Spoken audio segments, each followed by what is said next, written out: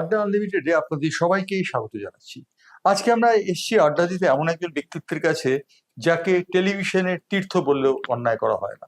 কারণ এই মুহূর্তে বাংলা টেলিভিশনে যারা প্রত্যেকেই বিভিন্ন চ্যানেলের মাথা হিসেবে রয়েছেন, তাদের হাতে খড়ি এই চ্যানেলে।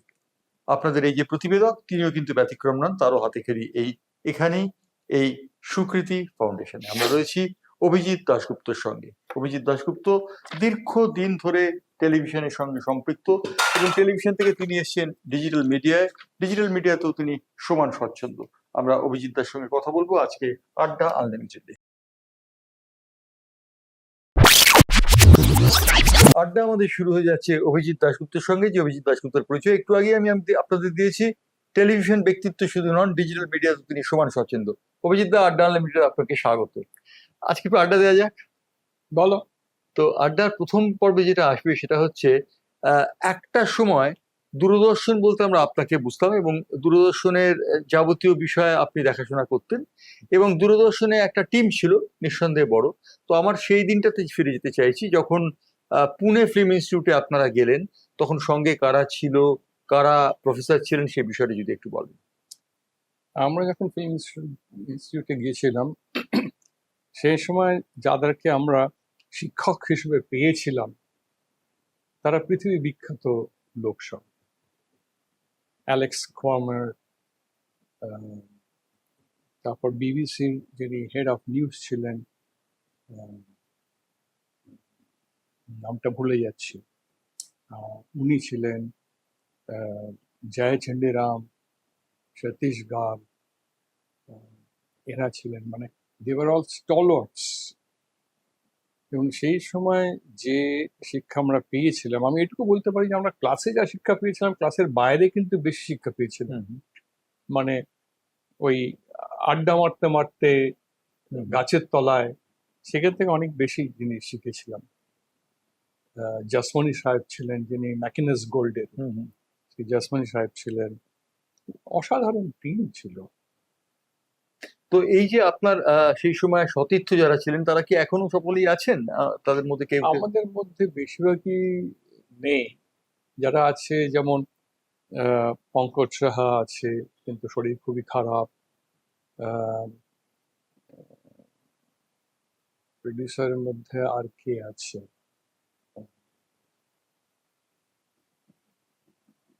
আর তো মনে করতে পারছি না। অর্থাৎ অনেকেই ছিলেন যারা এখনো পর্যন্ত রয়েছেন। আমার একটা প্রশ্ন, আপনি এখনো নিজেকে এতটা সতেজ রাখেন কিভাবে? দেখো, একটা জিনিস আমি বিশ্বাস করি, সেটা হচ্ছে যেদিন আমি নিজেকে একদম কর্মজগৎ থেকে আলাদা করে নেব, সেদিন থেকে কিন্তু আমার মানে কায়িক মৃত্যু না হলে অন্য মৃত্যুটা হয়ে যাবে। সুতরাং you have to keep yourself busy, you have to keep yourself engaged, আর ব্রেনটা কাজ করাতে হবে। এই ব্রেন ডেড হয়ে গেলে কিন্তু আর কোনো লাভ হয় না। তো টেলিভিশন মিডিয়া, তারপর ডিজিটাল মিডিয়া, সমানভাবে আপনি স্বচ্ছন্দ। আধুনিক এই বিষয়টার সঙ্গে কিভাবে আপনি খাপ খাওয়ালেন? আধুনিক বলে কিছু না, ব্যাপারটা হচ্ছে আমি যখন প্রথম থেকেই আমি একটা টেকনিক্যাল সাইডে আমার একটা ঝোঁক ছিল, যার জন্য ইঞ্জিনিয়ারদের সঙ্গে আমার খুব বন্ধুত্ব ছিল। আর আরেকটা জিনিস ছিল, আমি প্রথম দিন থেকে একটু পড়াশোনা করি। সুতরাং যেটা হয়, নিজেকে you to keep yourself abreast of what is happening around you. তার মানে হচ্ছে if you don't move with the time, তুমি পিছিয়ে যাবে। টাইমের সঙ্গে মুভ করে যে এসেন্সিয়াল। যেমন আজকের দিনে যদি আমি থাকি, আজকের দিনে আমি যদি এআই ইউজ করতে না পারি, তাহলে আমার কোনো মূল্য নেই। কেমন? এখন কথাটা হচ্ছে, আমি যদি আজকের দিনও, যেমন আজকালকার দিনে বড় স্টুডিও লাগে না, কেমন, ছোট স্টুডিওতে টেলিভিশন চলতে পারে, কোনো প্রবলেমই নেই। ম্যাক্সিমাম 18 ফিট বা 18 ফিট হলে যথেষ্ট, তার বেশি দরকারই পড়ে না। কথাটা হচ্ছে, আনফর্চুনেটলি সবাই ঠিক এই প্রযুক্তির সঙ্গে এগিয়ে নিয়ে যাচ্ছে না, তারা পিছিয়ে পড়ছে। এখন সেটা আমি তাদের দোষ দেব না। কথাটা হচ্ছে, আজকে আমার বন্ধুরা কেউ আর কম্পিউটার সাভি না, ওকে? আর তাদের যদি বলি এআই শেখো, সেটা পাগল হয়ে যাবে। এখন কথাটা তা না, কথাটা হচ্ছে তোমার নিজের থেকে রেগুলার পড়াশোনা করে গেলে তুমি জানবে, বুঝবে, শিখবে, এবং শেখার কিন্তু কোনো শেষ নেই জানতে। না, শেখার যে শেষ নেই শুধু আমরা নিজেরাই বুঝতে পারি, কারণ আপনার এই ঘর থেকে প্রচুর শিখেছি। এবং আজকে যারা পশ্চিমবঙ্গে টেলিভিশন চালাচ্ছেন তাদের অধিকাংশ তো এই ঘর থেকেই এগিয়ে গেছেন। হিসেব করে কয়েকটা নাম যদি বলেন আপনি, অভিজিৎ দা। কে বেরোয়নি বলতো এখান থেকে? সবাই সবাই বেরিয়েছে। বেরিয়েছি। সুমন বেরিয়েছে, পার্থ বেরিয়েছে, জয়ন্ত বেরিয়েছে, অঞ্জন বেরিয়েছে, তুমি নাম করো না যতজন আছে না, আমি তো নিজের অভিজ্ঞতাই বললাম, যে নিজের অভিজ্ঞতা দিয়ে বলতে পারলাম যে কিভাবে আমরা যারা শিখেছি। ছিল, রন্তি বলো, হ্যাঁ, তুমি বলো, হ্যাঁ, হ্যাঁ, একদম তাই, একদম। সবাই তো আমার একটাই কথা একদম। অভিজিৎ দা, সেটা হচ্ছে যে এই যে আজকের জেনারেশন মোবাইলে সবকিছু দেখে। আজকের জেনারেশন মনে করে মোবাইলটাই তাদের মোক্ষ। আপনি সেই যুগের সঙ্গে তাল মিলিয়েছেন এমন একটা যুগের থেকে এসে, যেখানে ইএনজি ক্যামেরা। ইএনজি ক্যামেরা না, তখন আমরা যখন ঢুকেছি তখন 16 মিলিমিটার ফিল্ম। 60 মিনিটের ফিল্ম, রাইট। ইএনজি অনেক পরে, হুম, 16 মিলিমিটার ফিল্ম। তাতে প্রথমে সাইলেন্ট ক্যামেরা এসেছিল, তারপরে সিঙ্ক ক্যামেরা এলো। সেই সিঙ্ক থেকে সাউন্ড আলাদা রেকর্ড হতো, সেটাকে সেট ম্যাকে ট্রান্সফার করে এডিট করে দেখাতে হতো। এর অনেক গল্প আছে। আহ, আজকালকার দিনে টেলিভিশন খুব সহজ হয়ে গেছে। সহজ আছে, আবার দুটো জিনিস আছে। একটা হচ্ছে মোবাইলেই আজকাল 4K শুটিং করা যায়, হুম, আলাদা কোনো ক্যামেরা লাগে না। সহজ হতে দুটো একটা বিপদও এসছে। তুমি দেখবে আমাদের সময় জার্নালিস্টদেরকে পড়াশোনা করতে হতো, রিপোর্টিং এ যাবার আগে তাদের হুম, একটা ব্রিফিং দেওয়া হতো, নিজেদের পড়তে হতো।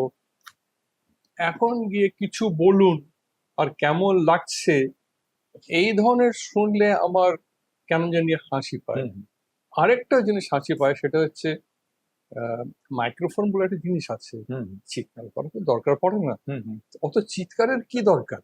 হ্যাঁ, তো আজকের টেলিভিশন চিৎকৃত ঝংকার, এটা আমি মেনে নিচ্ছি। কিন্তু একটা প্রশ্ন হচ্ছে, আজকের যারা জেনারেশনে এসছেন নতুন যারা, তারা তো পাঠকদের কথা বলবো না, পাঠকরা তো প্রিন্ট মিডিয়াতে চলে গেল। তো দর্শকদের চাহিদার সঙ্গে নিজেদের সাহায্য রাখবেন। যদি আমি চিৎকার দেখতে ভালোবাসি, তাহলে আমি চিৎকার কেন দেখবো না?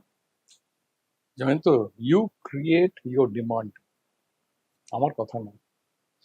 হ্যাঁ, হুম, চাহিদাটা তুমি ক্রিয়েট করবে। তো তুমি একটা বাচ্চাকে যদি রোজ লভিং জুস দাও, সে লভিং জুসই খাবে।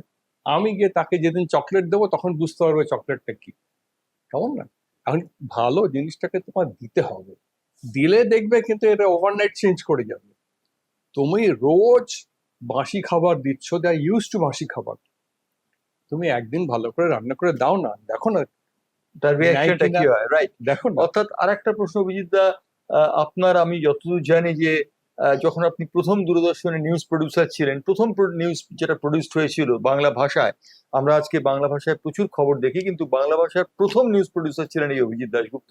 সেদিন অভিজ্ঞতার কথা যদি একটু বলেন। সেদিনের অভিজ্ঞতা হচ্ছে 9th অগস্ট 1975, হুম, হুম, ইনগ্রেশন হচ্ছে। তখন তো দূরদর্শন হয়নি, all India radio television. Right. তা প্রথম দিন রেডিওর একজন বিখ্যাত নিউজ কাস্টার তরুণ চক্রবর্তী সে নিউজ পড়বে। তা আমি তরুণকে আগে নিয়ে গিয়ে এডিটিং টেবিলে বসালাম, বসিয়ে বললাম যে দেখো এই ফিল্মটা দেখানো যখন হবে তখন আমি তোমায় কিউ দেবো, ফুল কিউ দেবে, তখন এইটুকু পড়বে, তারপর এটা মানে হোল্ড, এটা মানে স্লোলি পড়ো, এটা মানে ফাস্ট পড়ো। এসব পুরো বুঝিয়ে রিহার্স করে সব চলে গেল। তখনকার দিনে আমাদের একটাই স্টুডিও ছিল, এবং ওবি ভ্যান থেকে মানে সকালের দিকে রেকর্ডিং হতো, বিকেল ট্রান্সমিশন হতো। তা আমি ওবি ভ্যানে গেছি, ও স্টুডিওতে গেছি, এবং স্টুডিও তো সেদিন সবাই একসঙ্গে আছে, দুটো তিনটে স্টুডিও ছিল না, মানে মন্ত্রীও আছে, অ্যানাউন্সারও আছে, হুম, সবাই আছে, একদিকে নিউজ পড়ছে। তরুণ রেডিও স্টাইলে 10 মিনিটের নিউজ এই যে মাথা নিচু করে পড়া শুরু করলো, দরকার করে পড়ে গেল। একদম ঝড়ের বেগে পড়ে চলে গেল। আমি যত ছবি, যত ক্যাপশন, যত ফিল্ম রেখেছিলাম যেটা সিঙ্ক করে যাবে বলে, তার মাথা মুন্ডু কিচ্ছু হলো না। মানে আজকের দিনে হলে আমাকে লোকে মারতো। হুম, হুম। কথাটা হচ্ছে, আমি ভ্যান থেকে নেমে ভাবলাম আজকে দরুনকে গলা টিপে মেরে ফেলবো, কিছুই করতে হলো না। তরুণী হাত জোট করে বললো একদম নার্ভাস হয়ে গেছিলাম, আর জীবন এটা হবে না, এবং জীবনে হয়ও নি। হুম, হ্যাঁ, প্রথম দিনে নার্ভাস হয়ে যাওয়াটা কিন্তু স্বাভাবিক, কিন্তু এতই নার্ভাস হয়ে গিয়েছিল যে ও কিচ্ছু মনে রাখতে পারেনি, ও রেডিওর মতন পড়ে গেছে। তো 10 মিনিটের নিউজ বোধহয় 7 মিনিটে শেষ হয়ে গেছিল। আমার মনে আছে সেদিন অফিসার ইনচার্জ ছিলেন বিভাস চক্রবর্তী, আমার নিউজ কলেনি ফিলা রেডি কর, ফিলা রেডি কর চিৎকার করছে। তো এই এই এইসব একটা ফিয়াস্কোর মতো ব্যাপার হয়েছিল। একদম। আচ্ছা, এই এই যে আপনি দীর্ঘদিন ধরে সাংবাদিকদের ডিল করছেন, সংবাদ মাধ্যমের প্রতিনিধিদের সঙ্গে আপনি প্রায় 2 দশক, 3-4 দশক কাটিয়ে দিয়েছেন। তো আগেকার দিনের সংবাদ মাধ্যমের সাংবাদিক যারা ছিলেন এবং আজকের দিনের সাংবাদিক যারা, মূলগত তফাৎটা কোন জায়গায় বলে আপনার মনে হচ্ছে? দেখো, দুটো জিনিস আমি বলবো। একটা হচ্ছে শিক্ষা। আনফর্চুনেটলি আজকাল যারা ম্যাস কমিউনিকেশন বা জার্নালিজম পড়ছে, দ্যাট ইজ কমপ্লিটলি আউটডেটেড। ওইটা পড়ে কোনো কাজে লাগে না। তোমার মনে আছে নিশ্চয়ই যে আমরা যখন খবর এখন শুরু করি, তখন আমাদের এখানে ক্যালকাটা ইউনিভার্সিটির জার্নালিজম ডিপার্টমেন্ট থেকে 80 জন এসেছিল পরীক্ষা দিতে, 2 জন সিলেক্টেড হয়েছিল 80 জন থেকে। কেন হলো? 78 জন রিজেক্টেড হয়ে গেল কেন? এরা তো জার্নালিজমের মাস্টার্স করেছে। আমি বুঝতে হবে সেই যে কোর্সটা আর আজকের কোর্সের মধ্যে কিন্তু বিশেষ তফাৎ নেই। আজকে বড় ছোট মেজো যত এডুকেশনাল ইনস্টিটিউশন আছে, প্রথমত কথা বলি ম্যাস কমিউনিকেশন কথাটা আউটডেটেড। ম্যাস কমিউনিকেশন বলে কিছু নেই। মাসকে কমিউনিকেট করা যায় না, এককালে যেত হয়তো। এখন যেটা হয় সেটা টার্গেট স্পেসিফিক কমিউনিকেশন। পিআর বলে একটা কথা আছে, পাবলিক রিলেশনস। পাবলিকের সঙ্গে কোনো রিলেশন হতে পারে না এখন। যারা এটা সৃষ্টি করেছিল তারাই এটাকে পাল্টে দিয়েছে। It is reputation management today. কারণ আমরা কিন্তু এইগুলো পাল্টাইনি। আমরা সেই লর্ড ম্যাকলে শিখিয়ে দিয়েছিল না, মুখস্থ করে পড়বি, সেই মুখস্থ করে পড়ি আর বমি করি, উগড়ে দিই। হ্যাঁ, এখন কথাটা হচ্ছে এই বই পড়া বিদ্যা দিয়ে কিন্তু প্র্যাকটিক্যাল কিছু করা যায় না। ক্লাসটা হবে হচ্ছে যারা ভেটারেন্স, তাদের এক্সপিরিয়েন্স থেকে শিখতে হবে। You learn from experience. Basic শিখতে কিন্তু 6 মাসের বেশি লাগে না। তারপরে যেটা হয় সেটা হচ্ছে কোন সিচুয়েশনে আমি কি করব, আমার কি করা উচিত কি করা উচিত না, কাকে কিভাবে সম্বোধন করব, আমি দাঁড়াবো কি করে, এইগুলো কিন্তু কেউ দেখে না। আমি তোমায় বলি, যখন খাস খবর শুরু হয় তখন কিন্তু রিগোরাস ট্রেনিং হচ্ছে। খাস খবর তো আপনার হাতেই তৈরি, আমার আমি হাতে জানি। তৈরি, হ্যাঁ। আমি সেটাই বলছি। তখন কিন্তু যারা ছিল জার্নালিস্ট, তাদের কিন্তু সাংঘাতিক ট্রেনিং দেওয়া হয়েছে। অত দিনের ট্রেনিং খবর এখনো ওরাও পায়নি। এবং আমি বলতে পারি আজকে খাস খবর যখন টেলিকাস্ট হতো তখন রাস্তায় লোক দাঁড়িয়ে যেত।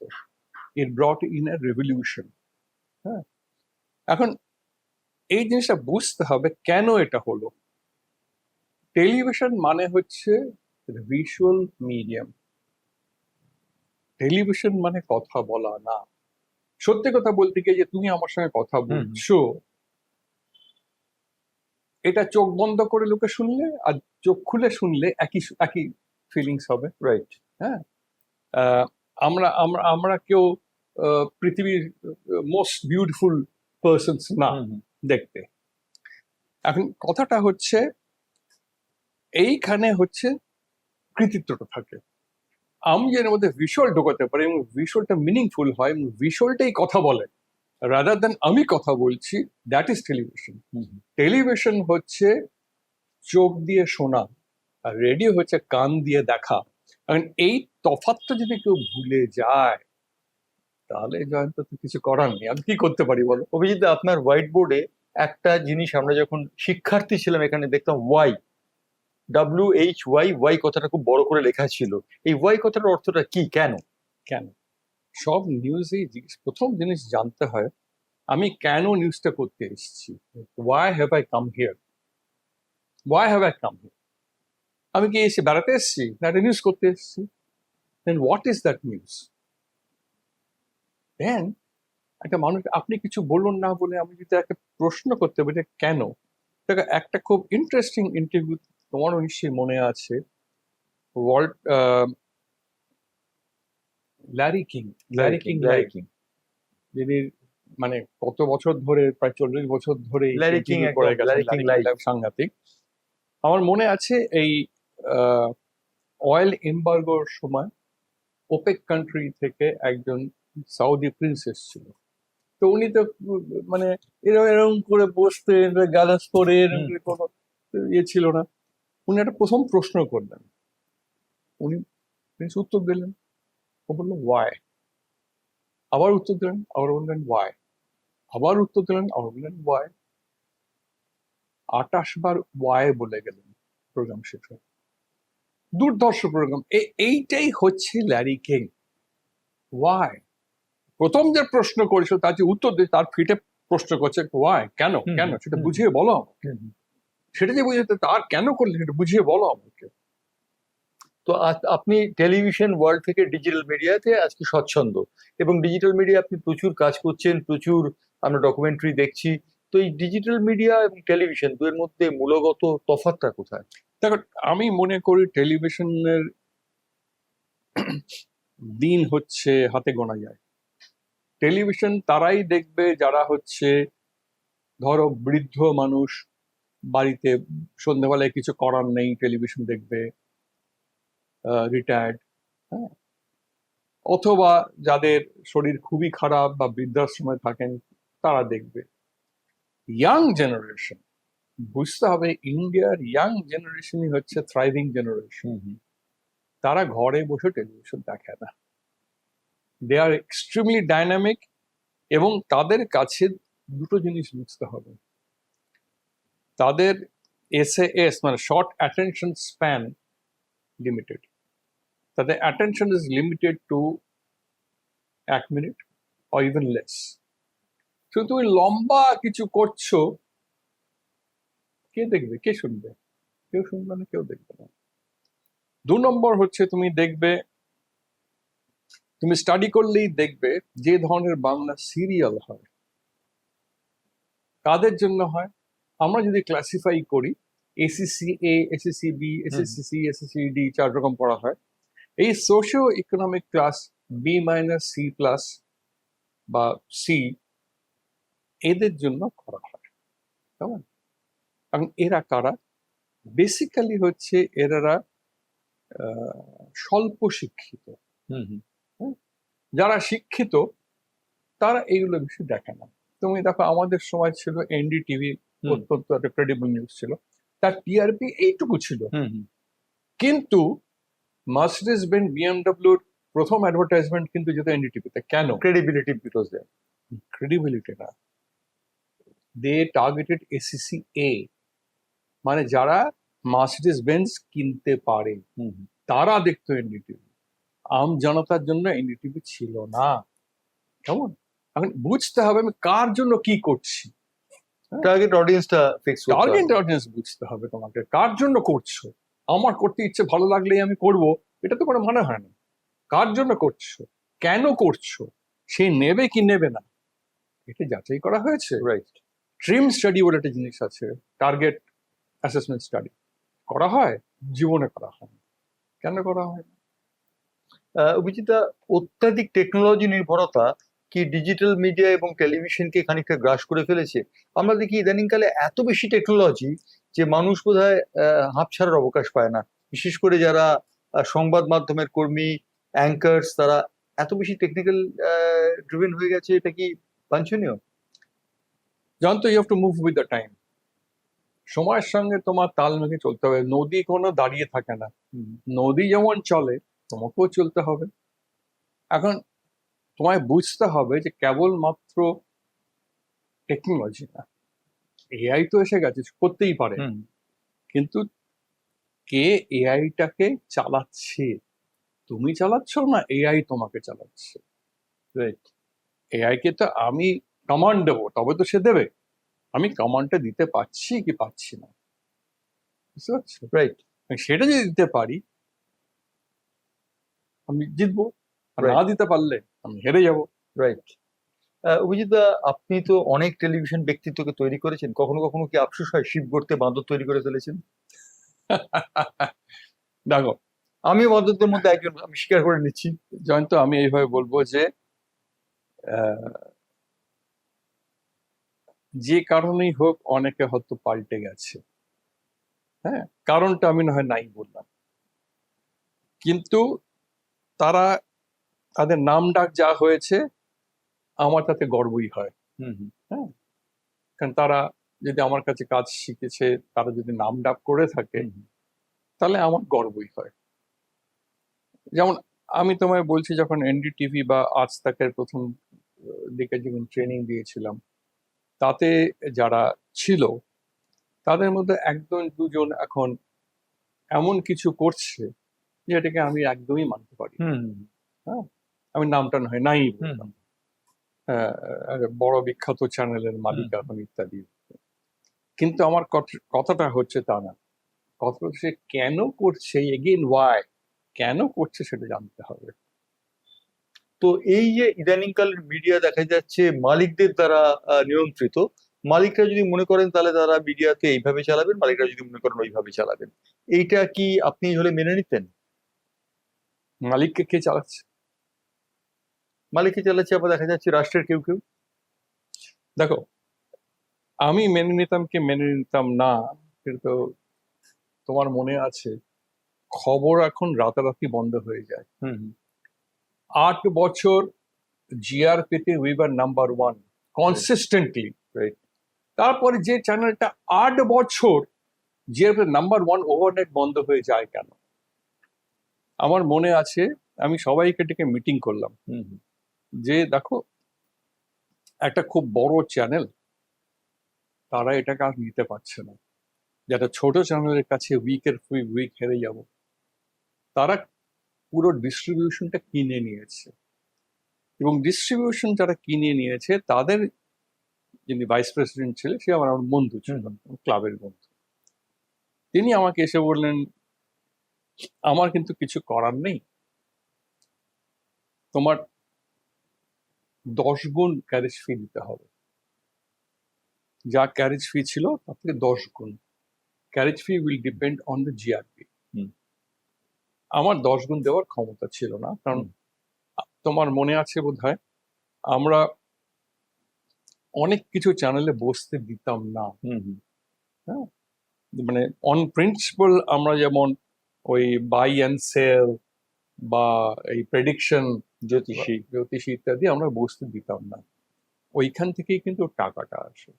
এখন আজকে যদি ভাবি, পেছনের দিকে তাকাই, আমি যদি দুজন জ্যোতিষী বসাতাম তাহলে কিন্তু চ্যানেলটা হুম হুম রমরম করে চলতো, কোনো প্রবলেম হতো না। হুম কিন্তু আমি এটাও বলবো যে আমার সঙ্গে যতজন কাজ করতো সেই সময়, প্রত্যেকে আজকে নাম করা পজিশনে আছে, হুম। প্রত্যেকে বলেছিল, অভিজিৎ দা, আমরা মাথা উঁচু করে আছি, মাথা নিচু করার কোনো দরকার নেই, আমাদের জন্য আপনি চিন্তা করবেন না। বন্ধ করে দিলাম। রাইট। তো এই যে বন্ধ করলেন, এটা তো খানিকটা আপনি মেনে নিলেন যে জ্যোতিষী বসাবো না ইত্যাদি, কিন্তু আজকের দিনে একটা টেলিভিশন বা একটা ডিজিটাল মিডিয়া চালাতে তো প্রচুর ব্যয় হয়। সেই ব্যয়টা তো পাওয়ার জন্য খানিকটা কম্প্রোমাইজ করতেই হয়। আমরা যে লসে চলতাম তা কিন্তু না, প্রফিট করিনি। হুম কারণ বুঝতে হবে তোমাকে, television is a business, broadcasting is a business. এখন আমার যে কারণে নেমেছিলাম সেটা হচ্ছে আমরা একটা ক্রেডিবল, ভালো, ব্যালেন্সড নিউজ হুম দেবো বলে। মানে আমাদের পক্ষে কেউ বললে, বিপক্ষ না হলে আমরা টেলিকাস্ট করতাম না। হুম আজকাল তো সেটা নেই। আজকাল ব্যালেন্সের কথাটা দাঁড়িপাল্লার তো হারিয়ে গেছে। হ্যাঁ, ক্রেডিবিলিটি কথাটা উঠে গেছে। এখন যেটা হয়েছে সেটা হচ্ছে, তুমি যদি নিজেকে বিক্রি করে দাও তাহলে এটা হবে। তুমি নিজেকে বিক্রি করবে না বিক্রি করবে না, সেটা তোমার উপর নির্ভর করছে। এখন আমার কোনো প্রবলেম হয়নি। আমি আমি 7 স্টার হোটেলেও থেকেছি আমেরিকায়, আমি লিমোজিনে চড়েছি, আবার গড়িয়াহাটা থেকে সেকেন্ড ক্লাস ট্রামে করেও গেছি, আমার কোনো প্রবলেম হয়নি। কেমন? এখন কেউ যদি বলে আমি একবার লিমোসিন চড়েছি, আমি আর ট্রামে চড়বো না, এবং সেকেন্ড ক্লাসের কথা দূরে থাকুক, তাহলে তার নিজেকে ওইভাবে বিক্রি করে দিতে হবে। সে তখন টাকা জোর চার্জ করবে যেন তেন প্রকারেণ। অভিজিৎ, আড্ডা আনলিমিটেড একটা শেষ প্রশ্ন আপনার কাছে। আপনি যদি মনে করেন যে আবার আপনি জন্মাবেন, আপনি কি অভিজিৎ দাশগুপ্ত হয়ে জন্মাতে চান? আমি জানি না জয়ন্ত, তবে অভিজিৎ দাশগুপ্ত পাগল ব্যক্তি ছিলেন, এখনো পাগল। কারণ লাইফ রিস্ক নিয়ে যেসব কাজ করেছে, আমি জানি না আজকে হলে, পাগল ছাড়া ওই লাইফ রিস্ক নিয়ে কেউ কাজ করে না। একবার দুবার না, বহুবার লাইফ রিস্ক নিয়ে কাজ করেছে, যে কোনো দিন মরে যেতে পারে। 14 বার বাংলাদেশে ঢুকছি সেই সময়। তুমি ভাবো সেই সময় যুদ্ধের সময় 14 বার কেউ পাগলের ছাড়া ঢোকে? অর্থাৎ আমরা বুঝতে পারছি যে অভিজিৎ দাশগুপ্ত ঝুঁকি নিতে ভালোবাসেন এবং ঝুঁকি নিয়ে তিনি কাজ করেন। তিনি ঝুঁকি আগাগোড়াই নিয়ে গেছেন। আড্ডা আনলিমিটেড আজকে আমরা পুনশ্চ হিসেবে আরেকটি প্রশ্ন রাখবো, সেটি হচ্ছে পঞ্চম, মানে রাহুল দেব বর্মন আপনার ঘনিষ্ঠ আত্মীয়, পাশের বাড়িতেই থাকতেন, তার সম্পর্কে যদি একটু কথা বলে দর্শকদের বলেন। আমি হচ্ছি ওর মামা, কিন্তু ও আমার থেকে বয়সে বড় ছিল বলে ওর ডাকনাম ছিল টুবলু। আমি টুলাবু বলতাম, মানে টুবলু মামাকে টুলাবু হয়ে গেছিল। তা আমরা ছোটবেলাতে একসঙ্গে, ও অসম্ভব ভালো সাইকেল চালাতো, অসম্ভব ভালো সাঁতার কাটতো, অসম্ভব ভালো স্কেটিং করতো। আমরা দুজনে সকালবেলা রোলার স্কেটস নিয়ে বেরিয়ে লেক দিয়ে রিলে স্কেটিং করে ফিরতাম। অসম্ভব ভালো ব্যাডমিন্টন খেলতো। ইনফ্যাক্ট আমি বলবো যে ও যদি স্পোর্টসে থাকতো তাহলেও কিন্তু ইন্ডিয়া রিপ্রেজেন্ট করতো। ভগবান সবাইকে সবকিছু দেয় না, ওর পড়াশোনাটা খুব বেশি হয়নি, কিন্তু দেখো ও স্পোর্টসে অথবা মিউজিকে আজকে অবধি যত রিমিক্স হচ্ছে, আর.ডি. বর্মনের রিমিক্স সবচেয়ে বেশি। ও তো কবে চলে গেছে। নিঃসন্দেহে তাই। আর.ডি. বর্মনের স্মৃতি আরো অনেক রয়েছে। আমরা অভিজিৎদের কাছে আর.ডি. বর্মন সম্পর্কে আরেকদিন পুরো জেনে নেবো। তবে আড্ডা আনলিমিটেডে আমাদের সঙ্গে আজকে ছিলেন অভিজিৎ দাশগুপ্ত, যিনি, যাকে বাংলা টেলিভিশনের গুরু নয় মহাগুরু বলে সম্বোধন করা উচিত বলে আমি মনে করি। সেই মহাগুরুর সঙ্গে আমরা ছিলাম আড্ডা আনলিমিটেড। ধন্যবাদ অভিজিৎ, আমাদের সঙ্গে দেখতে পাচ্ছেন।